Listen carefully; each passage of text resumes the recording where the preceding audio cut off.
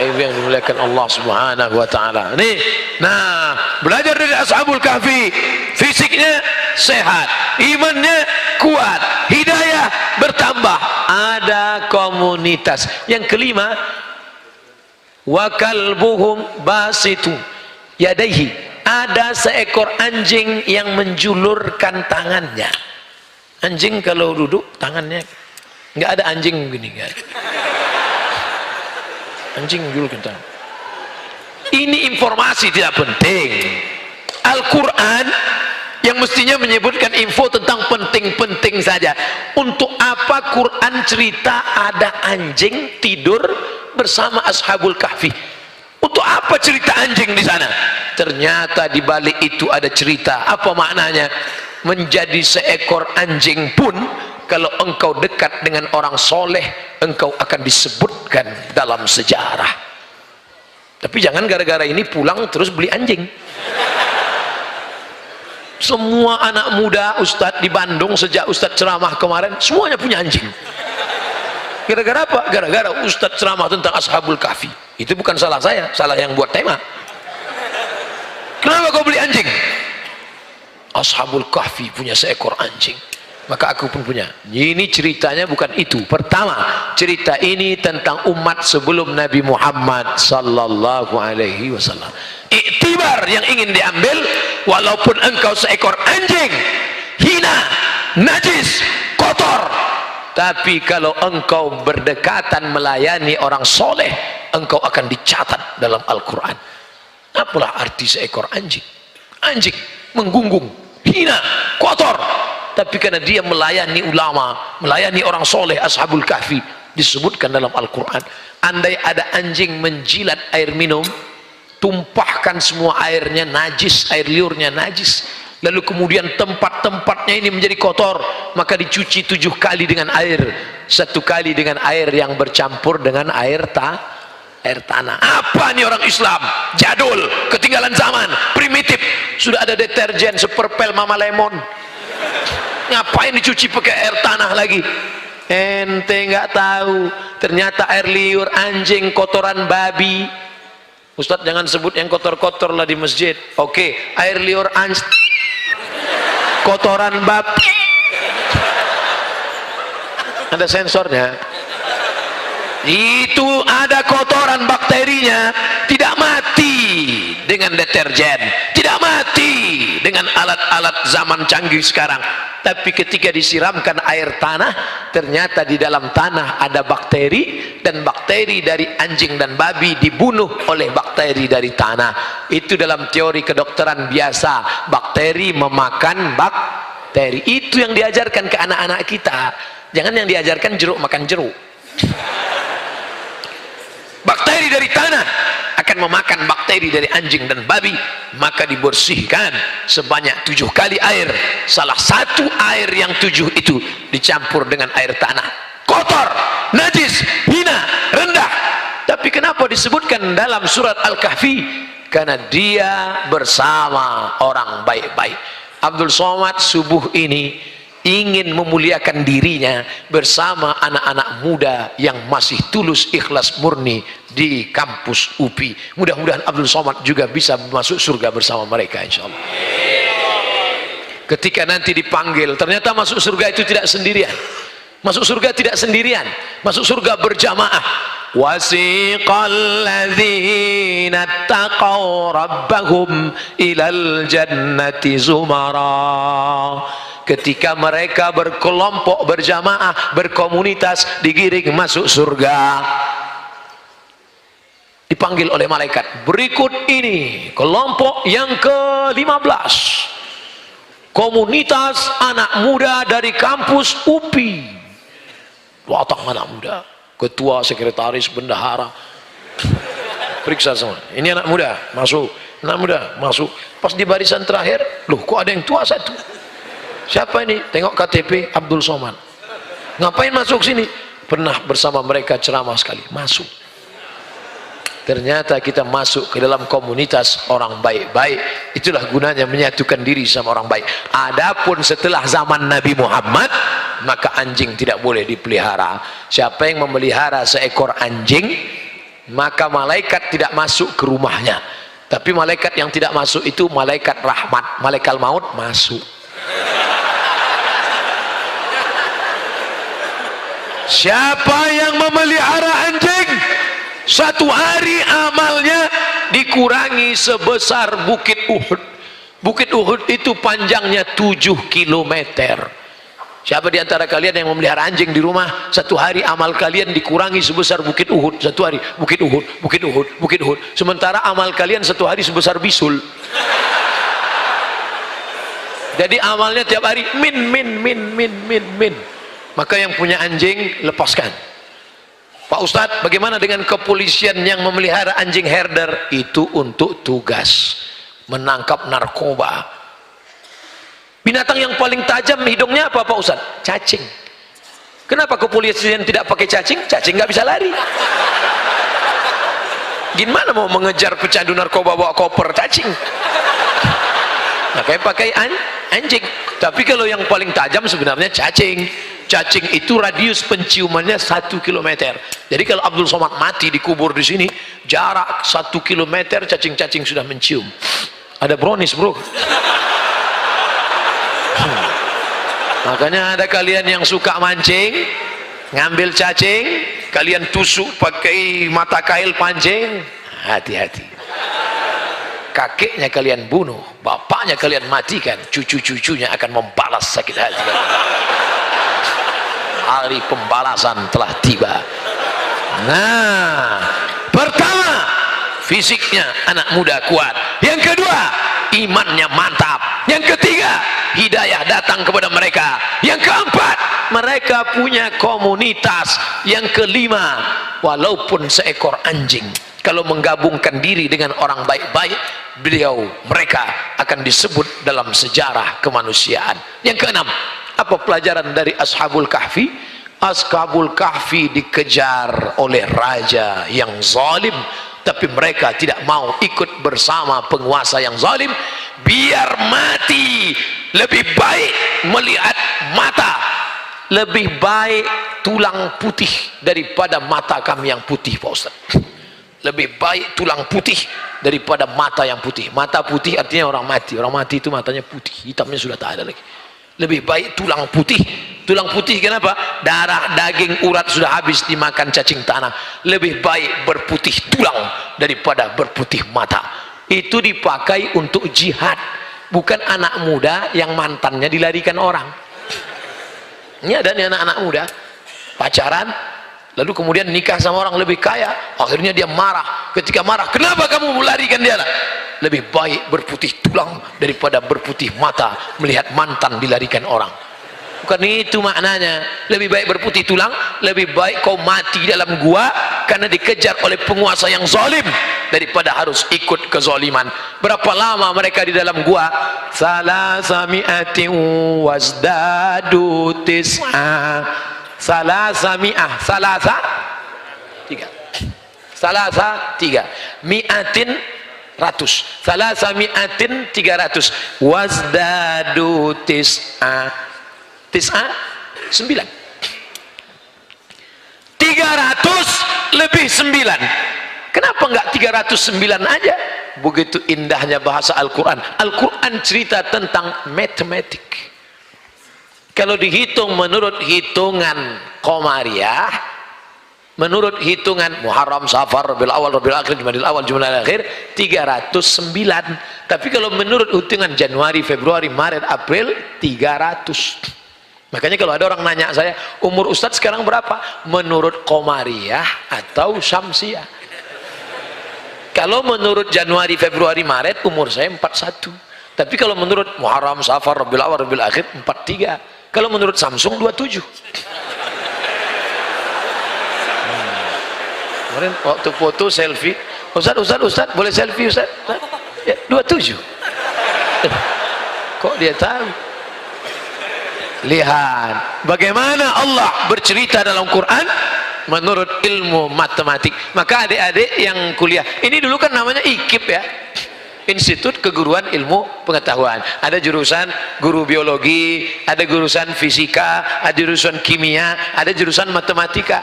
Kadang orang berpahaman, kamu belajar di mana? Di UIN. Oh, mantap. Belajar tafsir, belajar hadis. Kamu belajar di mana? Matematik. Penghuni neraka. Walaupun engkau belajar matematik, Al-Quran bercerita tentang matematika. Berapa lama Ashabul Kahfi di dalam gua?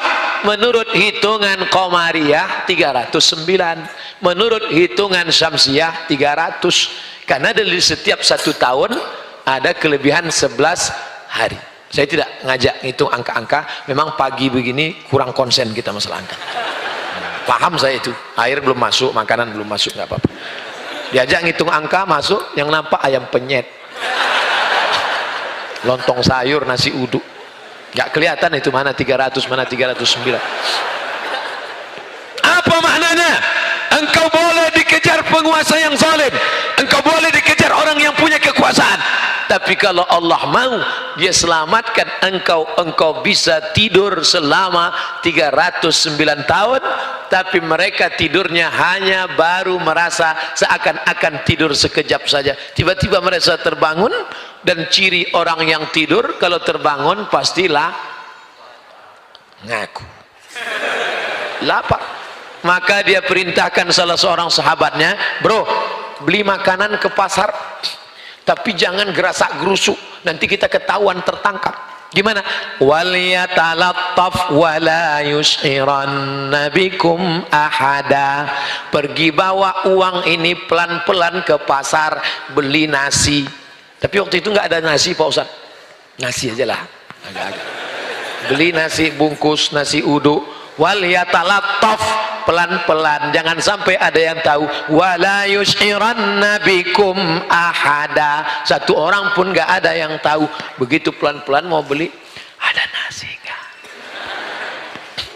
Begitu mau beli, pedagangnya heran, ini uangnya sudah expired. Sampean dari mana? Dari gua. Ini 300 tahun yang lalu uangnya. Kenapa bisa kamu pegang ini? Akhirnya warga masyarakat kota pergi ke sana melihat, ternyata mereka orang-orang yang sudah tidur 300 tahun yang lalu. Allah hanya ingin menunjukkan, hai penguasa-penguasa yang zalim, kau gunakan dengan kekuasaanmu untuk menindas anak muda yang beriman, tapi Allah menyelamatkan mereka. Tapi jangan gara-gara ini adik-adik nanti bawaannya tidur aja. Ente kenapa nggak jadi aktivis? Kenapa nggak aktif di BEM? Kenapa nggak aktif di seminar? Kenapa nggak aktif di Lokakarya? Lebih baik berputih tulang daripada berputih mata. Bangkit semangat, itu cara Allah menyelamatkan. Mukjizat datangnya di akhir cerita, betul? Mukjizat datang selalu di akhir cerita. Lihat perjalanan Musa alaihissalam sampai di tepi Laut Merah. Firaun mengejar dari belakang. Apa kata pasukan Musa? Ya Musa, inna lamudrakun, kita pasti tertangkap Musa. Di depan Laut Merah, di belakang pasukan Firaun. Mati kita Musa. Ini nampaknya kita tidak mati kita Musa, habis kita Musa. Kalla, kalla, sekali-kali tidak. Mereka tidak akan menangkap kita. Inna ma'iya rabbi sayahdin, Allah akan memberikan aku jalan. Akhirnya dipukulkannya tongkatnya, tiba-tiba terbelah Laut Merah kataudil azim, sisi kiri dan kanannya seperti bukit yang tinggi. Jadi jangan bayangkan tiba-tiba datang jembatan, bukan, tapi laut itu, mereka jalan di bawah permukaan laut, tepian laut itu seperti, Ustadz pernah lewat di situ.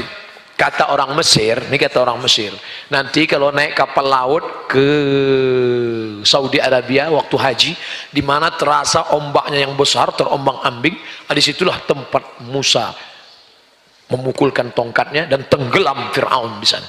Nanti Abdul Somad, kalau pas kau naik kapal laut menuju Saudi Arabia waktu mau haji tahun 2000, saya pergi haji bersama teman-teman saya, namanya Haji Gelandangan. Hotel nggak ada, makan nggak ada, pokoknya berangkat aja bawa. Sampai pulang, teman saya di Yogyakarta menuliskan kisah perjalanan itu dalam satu novel yang indah, tapi judulnya mantap, Haji Backpacker, ditulis oleh Aguk Irawan, itu sahabat saya di Mesir. Haji Backpacker, dulu Haji Gelandangan, difilmkan. difilmkan, ada filmnya keluar. Cuman setelah dilihat film itu nggak ada peran saya di situ. Sampai hati mereka. Walau perjalanan itu terombang ambing, dipukul ombak, diempas gelombang. Setelah pulang teman Mesir nanya, Abdul Somad, gimana perjalanan ke Saudi Arabia kemarin melewati Laut Merah? Di mana terasa gelombangnya yang besar? Perasaan dari awal sampai akhir gelombangnya besar terus. Kita tidak disuruh untuk mencari di mana Musa, di mana tempat itu. Yang penting kalau membaca kisah dalam Al-Quran, yang kita ambil itu adalah substansi makna pelajarannya. Apa pelajaran yang kita ambil? Bahwa setiap zaman pasti ada orang baik dan orang tidak baik. Di zaman Adam ada Kabil, ada Habil. Karena sekarang banyak anak-anak muda mengutuk nasib. Ustadz, kenapa saya hidup zaman sekarang ya? Kenapa saya nggak hidup zaman Nabi Muhammad? Orang yang ngutuk nasib kayak ente ini, anda hidup zaman Nabi Muhammad pun tidak akan bersamaan sama Nabi, pasti sama Abu Lahab. Zaman Nabi Adam ada Kabil, ada Habil. Banyak perempuan di atas. Tadi saya ngeliat di bawah saja. Pertanyaan saya, kenapa perempuan nggak ngaji? Ternyata UPI memuliakan perempuan. Perempuan diletakkan di tempat yang mulia. Ini laki-laki.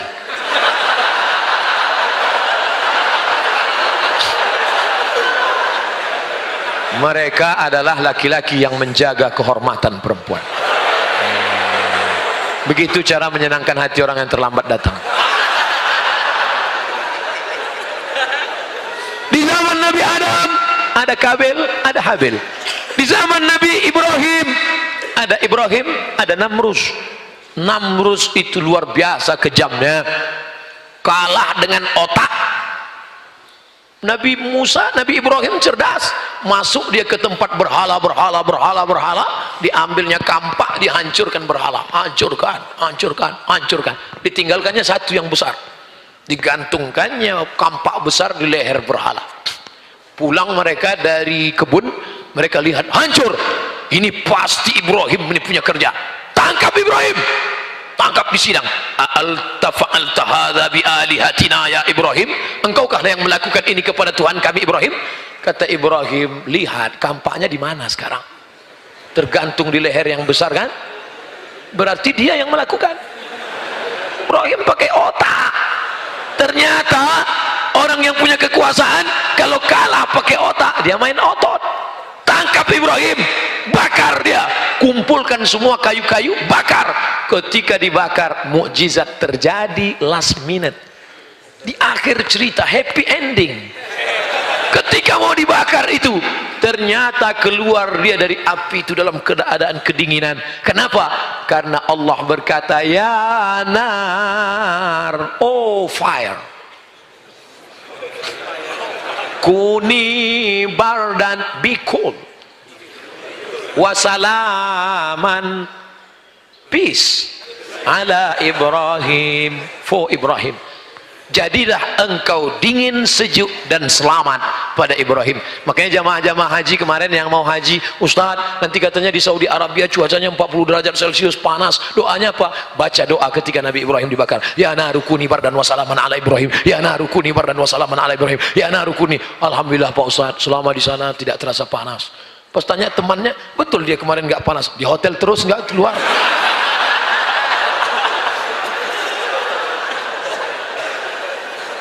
Ternyata yang membakar Ibrahim, apa yang terjadi dengan Namrus?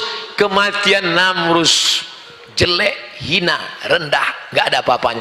Seandainya ada dulu seorang raja perkasa, matinya disambar geledek, keren kan? Bam, mati. Enak menceritakannya. Ini enggak, Namrus itu matinya tahu kenapa? Nyamuk.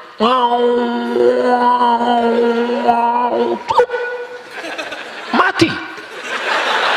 Datang nyamuk sedang terbang, navigatornya nggak tahu mau mendarat di mana. Dilihatnya ada terowongan.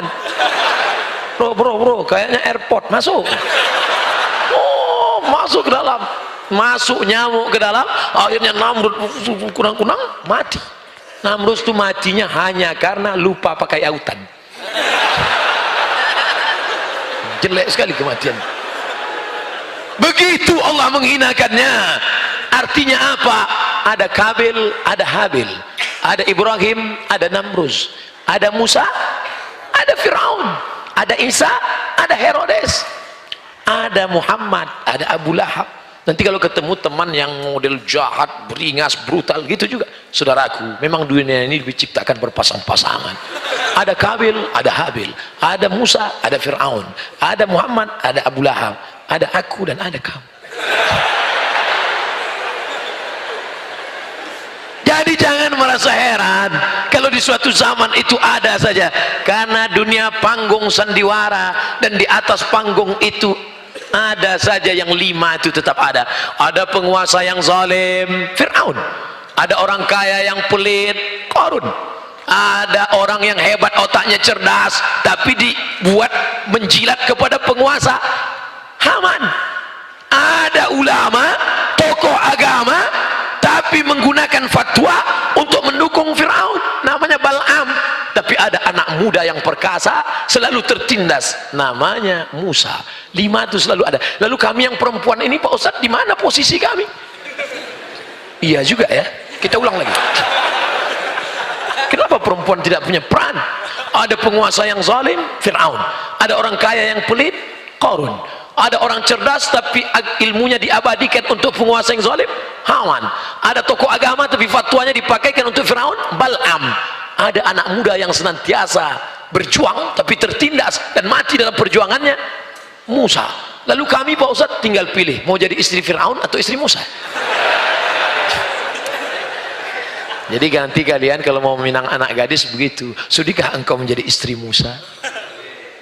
Apa kata dia? Aku sudah dipinang Firaun.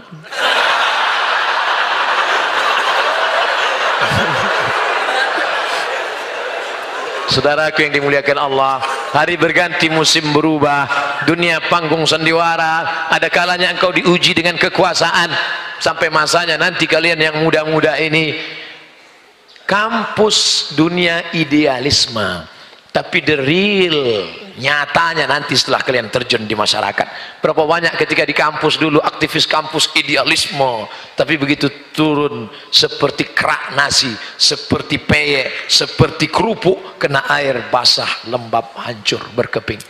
Sekarang kalian belum punya anak, belum punya istri, belum punya rumah, belum punya pekerjaan. Sekarang kalian bisa berjuang idealisme, ya, tapi begitu masuk duit, iya. Dulu waktu di kampus, ya Ustadz, gimana ini Ustadz di kampus, aktivis kampus, Ustadz gimana nih kalau ada money politik, haram. Kalau 100.000 haram, 1 juta haram. Kalau kita bagi 2, ulama tidak sepakat dalam masalah ini. Sebagian mengatakan haram, tapi ada juga yang makruh. Oleh sebab itu, kalau di dalam dunia pertaruhan, dunia ini saudaraku seperti pentas. Inilah pentas dunia. Dari dalam tanah naik ke atas tanah, lalu kau menjadi pentas. Ada kalanya engkau berperan menjadi air putih, ada kalanya engkau berperan menjadi air berwarna, ada kalanya kau menjadi mikrofon besar tapi tak bersuara, ada kalanya kau berperan memang kecil tapi luar biasa, ada kalanya kau berperan dia tidak berbunyi tapi bisa merekam. Macam-macam peran engkau. Sekarang peran kau jadi apa? Saya pulang nanti mau jadi guru, Pak Ustadz, jadilah orang yang bisa digugu dan ditiru. Saya mau jadi tentara, Pak Ustadz, kau akan mengamankan negara ini dari serangan musuh dari luar. Saya mau jadi dokter, Pak Ustadz, mantap. Di mana belajar? Fakultas Kedokteran, keren. Banyak anak-anak jadi dokter. Kalau ditanya mau jadi apa? Jadi dokter. Dipaksa pun dia tak mau. Jadi Ustadz aja ya? Enggak. Jadi dokter. Sekarang baru saya tahu kenapa anak-anak ini mau jadi dokter. Penjaga malam, pakai senter, baterainya 6, terang, 12 jam kerja malam, gaji cuman 70.000 satu. Tapi dokter baterainya kecil, senternya kecil. Datang pasien suruh buka mulut, buka 2 juta.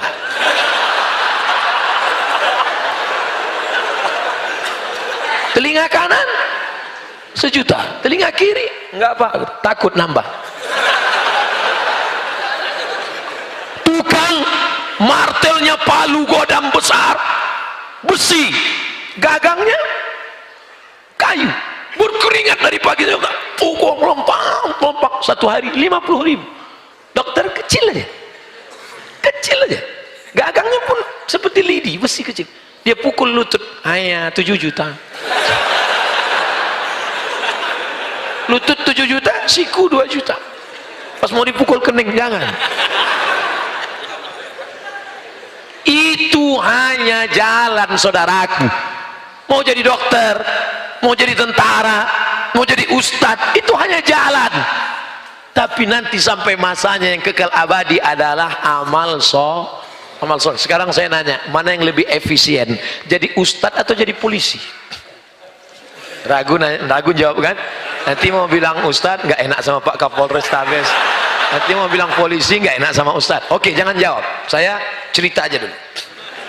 Saya jadwal ceramah khotib Jumat, terlambat. Akhirnya karena terlambat, hari Jumat kalau tablik akbar masih mau nunggu, kalau hari Jumat ustadz nggak ditunggu, langsung naik khotib pengganti. Saya terlambat, tentu di sop paling belakang. Begitu masuk masjid sampai di sop paling belakang, anak-anak kecil melihat saya, mereka ketawa. Tidak ada yang segan sama saya. Mereka nggak kenal, nggak dengar pengajian. Tak lama setelah itu datang polisi terlambat juga, lebih lambat dari saya, karena mereka menjaga lalu lintas. Begitu lewat Pak polisi, anak-anak itu langsung diam. Ada satu yang mau ribut. Kira-kira mana yang lebih efisien dakwahnya, ustadz atau polisi? Apa maknanya? Apapun seragam kalian, itu hanya jalan, wasilah, cara, tapi kalian pakai untuk menolong agama Allah subhanahu wa ta'ala. Mau PNS, mau BUMN, mau aktivis, apapun, itu hanya jalan, itu hanya sarana, tapi tujuan terakhir adalah li'i'la'i kalimatillah. Maka kalau engkau menjadi anggota dewan, pakai kekuasaan untuk menolong agama Allah. Kalau ingin menjadi penguasa, pakai menolong agama Allah. Ini ustadz ini kayaknya mau kampanye ini. Enggak. Saya tidak kampanye. Untuk apa saya kampanye? Saya enggak kampanye jadi pilih orang, hampir jadi. Saya bukan orang politik. Saya tidak pernah menyebut nama, saya tidak pernah menyebut angka, saya tidak pernah menyebut warna, saya tidak pernah menyebut partai. Saya hanya ingin umat ini berpartisipasi dalam dunia demokrasi. Allahu Akbar. Karena dalam dunia demokrasi, apa kata Presiden Insinyur Soekarno dulu, kita bukan negara Islam, kita bukan kerajaan, kita demokrasi. Hai kalian yang ingin menyuarakan Islam, masuk kalian ke parlemen, perjuangkan melalui jihad konstitusi. Anak-anak muda, sekarang kalian tidak bisa karena pendaftaran sudah tutup untuk April 2019. Tapi nanti 5 tahun, 10 tahun ke depan, kalian ingin berjuang di sana. Kalian tidak ceramah di sana, tapi kalian parlemen, parler dari bahasa Prancis, artinya bicara. Saya tidak bisa bahasa Prancis, bisanya bahasa Arab dan Inggris. Je ne parle pas français, parle anglais, arabe. Parler artinya bicara. Nampaknya surat tilang sudah keluar. Tadi dimulai tepat jam 5, sekarang pas jam 6. Makanya bunyi langsung jam, dan ini pun datang.